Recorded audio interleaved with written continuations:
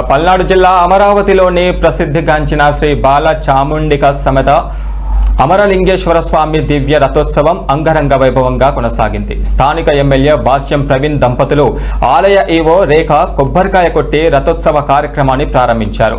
ముఖ్య అతిథులుగా deputy speaker Raghuramakrishnaraju, Macherla MLA Julakanti Brahmareddy, Palnadu జిల్లా టీడీపీ అధ్యక్షుడు జానీ హాజరయ్యారు.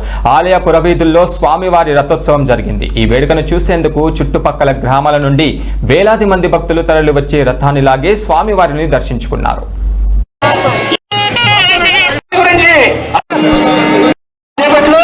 మన మనోరథాలను ఇదేసేటటువంటి దివ్య రథోత్సవం నియోజకవర్గాల్లో ఏ నియోజకవర్గంలో లేని విధంగా ప్రజల సమస్యలు తీర్చడానికి దయనీయుడు ఎమ్మెల్యే అలానే మన శాసనసభ ఉపాసకులు కొబ్బరికాయ కొట్టి చేపట్లు మన మనోరథాలను ఇదేసేటటువంటి దివ్య రథోత్సవం నియోజకవర్గాల్లో ఏ నియోజకవర్గంలో లేని విధంగా ప్రజల సమస్యలు తీర్చడానికి దయనీయుడు